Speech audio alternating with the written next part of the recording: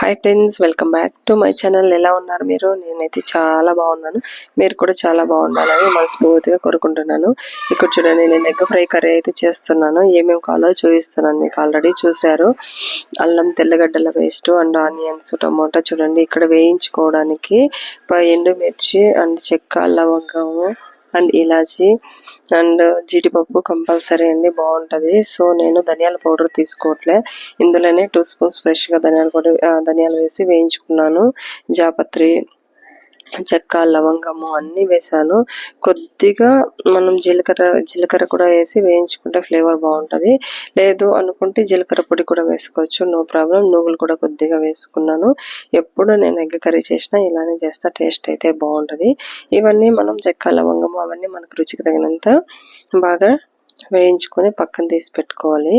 ఇప్పుడైతే ఒక కడాయి పెట్టుకొని అందులోనే కొద్దిగా ఒక 2 స్పూన్స్ దాకా ఆయిల్స్ వేసి అందులోనే ఆనియన్ వేసి బాగా వేయించాలి. ఈ ఆనియన్ అనేది మనకు కలర్ చేంజ్ అయ్యే వరకు వేయించుకుంటే మంచిది. ఎందుకు అంటే మనకు టేస్ట్ అనేది బాగుంటుంది. And main work from home గురించి చాలామంది ఇబ్బంది పడుతున్నారు హౌస్ వైఫ్స్. మెయిన్ నేను ఇందులో చెప్పాల్సింది ఏంటంటే, వర్క్ ఫ్రమ్ హోమ్ అనేది మనకి ఇచ్చినా కానీ కాల్ సెంటర్స్, నాన్ వాయిస్ ఇలాంటి ప్రాసెస్లోనే ఉంటుంది. చాలామంది చూస్తూ ఉంటారు. సో అలాంటి జాబ్స్ కంటే ఓన్గా బిజినెస్ స్టార్ట్ చేయండి. స్టార్టింగ్లో వన్ ఇయర్ కాకండి, 1 ఇయర్ కొంచెం స్ట్రెస్ అనేది ఉంటుంది, తర్వాత ఈజీగా గెట్ ఇన్ అవ్వచ్చు. ఎందుకు చెప్తున్నానంటే, నేను ఆల్రెడీ చేశాను.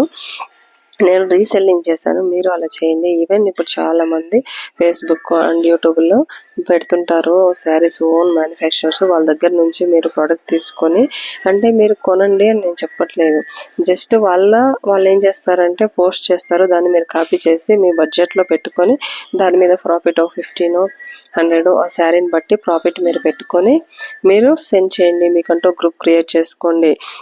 ఇలా చేయడం వల్ల ఎవరైనా మీకు ఆర్డర్స్ వచ్చాయి అనుకోండి, మీరు వాళ్ళకి ఇచ్చారనుకోండి, మీ అడ్రస్ మీ పేరు మీదే శారీస్ అనేది వాళ్ళకి వెళ్తుంది. సో ప్రాఫిట్ మీరు తీసుకోవచ్చు, రిమైనింగ్ అమౌంట్ వాళ్ళకి పే చేసేయచ్చు. ఎలా అనేది ఎవరికైనా ఇంట్రెస్ట్ ఉంటే నాకు కమెంట్ చేయండి, నేను క్లియర్గా ఎక్స్ప్లెయిన్ చేస్తాను. ఎందుకంటే దీంతో ఏ ప్రమోషన్ లేదండి. ఎందుకంటే మెయిన్ నేనేం చెప్తున్నానంటే, లేడీస్కి మెయిన్ యూస్ఫుల్ అవుతుంది. నేను అలా చాలా ఇబ్బంది పడ్డాను, నాకు యూస్ఫుల్ అయింది. ఆ టిప్ మీకు చెప్తున్నాను అంతే. ఇక్కడ చూడండి, ఇప్పుడైతే ఆనియన్స్ బ్రౌన్ కలర్లో వచ్చిన తర్వాత వాటిలోకి టమోటాస్, అల్లం వెల్లుల్లి పేస్ట్ వేసి బాగా వేయించాలి. తర్వాత ఒక పక్కన అయితే నేను చూపించాను కదా, రసం అయితే ప్రిపేర్ అయిపోయింది. ఇది బాగా మగ్గాలి. మగ్గిన తర్వాత మిక్సీ పట్టుకుందాము.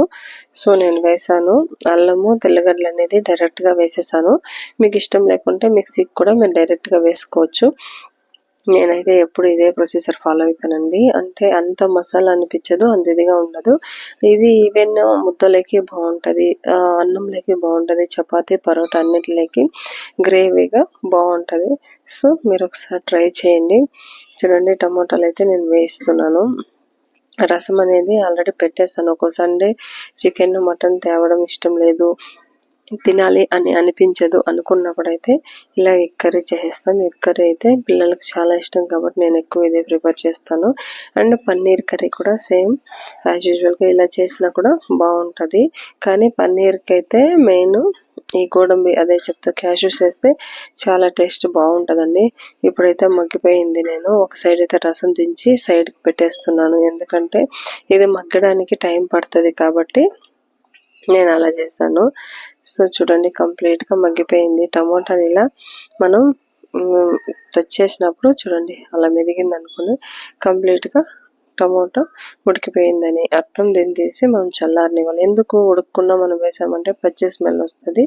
సో మనం ఎక్కువసేపు వేయించాం కాబట్టి డైరెక్ట్గా ఎగ్తో వేసేస్తాం కాబట్టి అలా అవుతుంది. సో నేను టమోటాలు చూశాను, నాకు టమోటాలు అంతా బాగా వేగినాయి.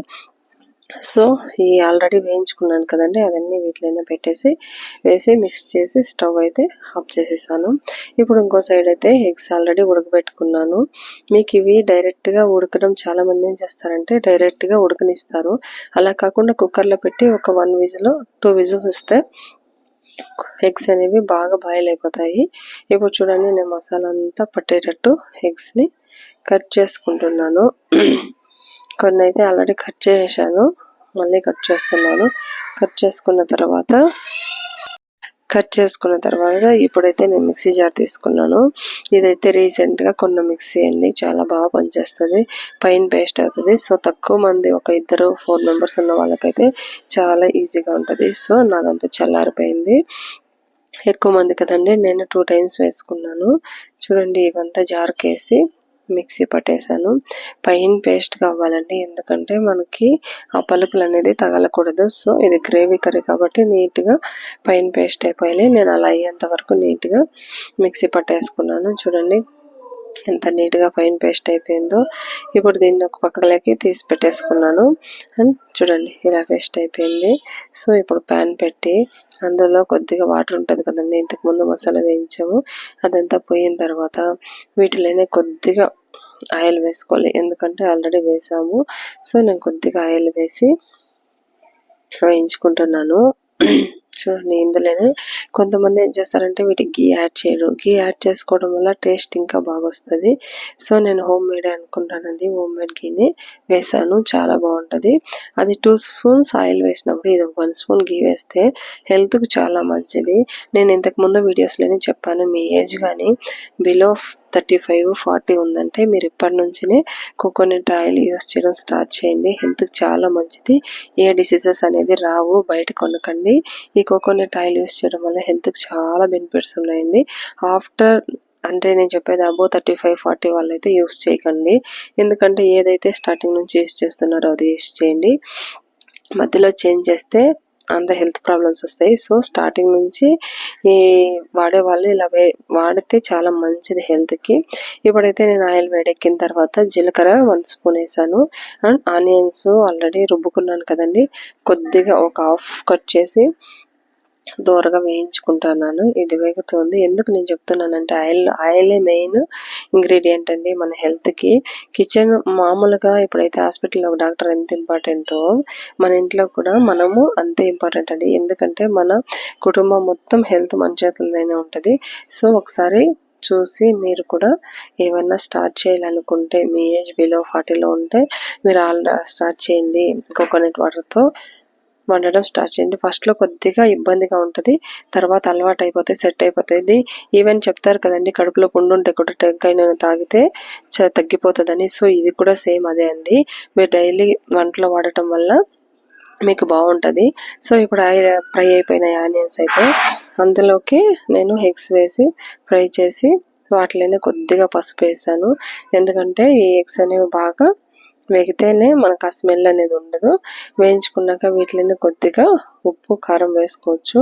ఇందులో మెయిన్ ఏంటంటే మీరు మిరియాల పౌడర్ కూడా వేసుకోవచ్చు. నాకు ఇష్టం లేదు మిరియాల పౌడర్ వేయడము. సో నేను అంత పిల్లలు కూడా తింటారు కాబట్టి ఇష్టపడను, మీరు కావాలంటే వేసుకోవచ్చు. ఆల్రెడీ పేస్ట్ చేసుకున్నాం కదండి, మనం ఇది వేయించి పేస్ట్ చేసుకున్నాం కాబట్టి ఇది ఆయిల్లో అంతా వేగాల్సిన అవసరం లేదు. మీరు ఎగ్ పైన డైరెక్ట్గా వేసేసి ఒక 2-3 మినిట్స్ ఆర్ 5 మినిట్స్ బాగా ఇలా ఎగ్కి అంతా మసాలా పట్టేటట్టు బాగా కలుపుకోవాలండి. కలుపుకున్న తర్వాత చూడండి, స్మెల్ అనేది సూపర్గా వస్తుంది. ఎప్పుడైనా కొత్తిమీర కట్ చేసుకున్న తర్వాత మీరు కొత్తిమీర అనేది లాస్ట్లో, ఇప్పుడు నేను కొద్దిగా టేస్ట్ చూసాను, లాస్ట్లో మనం స్టవ్ కట్టేసిన తర్వాత కొత్తిమీర వేసుకోండి, ఆ ఫ్లేవర్ తెలుస్తుంది. లేదు 5 మినిట్స్ 10 మినిట్స్ ముందు వేసారంటే వాటిలో ఫ్లేవర్ అనేది తక్కువ తెలుస్తుంది. టమోటా సరిపోనందువలన నేను కొద్దిగా పైన టమోటా వేస్తున్నాను, ఎందుకంటే ఆనియన్స్ వేసుకోకూడదు కానీ టమోటా ఇలా వేసుకుంటే టేస్ట్ బాగుంటుంది. నాకు సాల్ట్ తక్కువ అనిపించింది, కొద్దిగా సాల్ట్ అండ్ టమోటాలు వేసి బాగా వేపుతున్నాను. ఇదంతా ఉడికిపోతే టేస్ట్ బాగుంటుంది. సో ఎక్కువ మంది ఉన్నారు కాబట్టి నేను గ్రేవీ ఎక్కువ ప్రిపేర్ చేశాను. ఆఫ్టర్నూన్కి ఎగ్స్ పెట్టేస్తాను, నైట్కి అయితే చపాతీ గ్రేవీ ఉంటుంది, మళ్ళీ సైడ్ డిష్కి ఏమైనా చేసుకుంటాము. చూడండి బాగా పట్టేసాయి. సో నేను వాటర్ కూడా యాడ్ చేసి బాగా మిక్సీ ఆల్రెడీ పట్టించాను కదా, వాటిలో ఉన్న గ్రేవీ అంతా మొత్తం కడిగేసి వీటిలోకి ఉంచేస్తున్నాను. చూడండి ఇలా అయితే అయిపోయింది. ఇంకొద్దిగా ఉడికేటప్పుడు ఉడికితే ఈ మసాలా అంతా ఆల్రెడీ వేయించిందే కాబట్టి అంత పచ్చి స్మెల్ ఉండదు, బాగా ఉడకనివ్వాలి. ముక్కలకంతా ఎగ్కంతా ఇది బాగా పట్టిన తర్వాత మీరు లాస్ట్లో వీటిలో ఒక లెమన్ ఉప్పు కూడా వేసుకోవచ్చండి, టేస్ట్ బాగుంటుంది. నేనైతే హాఫ్ లెమన్ పిండుతున్నాను. ఏ నాన్ వెజ్కైనా ఇలా హాఫ్ లెమన్ మీరు పిండుకోవడం వల్ల దించేటప్పుడు టేస్ట్ ఇంకొంచెం పెరుగుతుంది. సో నేను కట్టేసే స్టేజ్ వచ్చింది కాబట్టి నేను కొద్దిగా కొత్తిమీర వేసి స్టవ్ ఆఫ్ చేసేసాను. నాకైతే చాలా బాగుంది. మీకు ఎలా ఉందనేది కమెంట్ సెక్షన్లో కమెంట్ చేయండి. నేనైతే ఇప్పుడు నా దగ్గర ఫ్రెష్ క్రీమ్ లేదు, మీ దగ్గర ఉంటే ఫ్రెష్ క్రీమ్ కూడా వేసుకోవచ్చు, పైన బాగుంటుంది. ఇది చపాతీలకు చాలా బాగుంటుంది. మీకు నచ్చినట్లయితే షేర్ చేయండి, లైక్ చేయండి, సబ్స్క్రైబ్ చేయండి. Thank you friends, bye.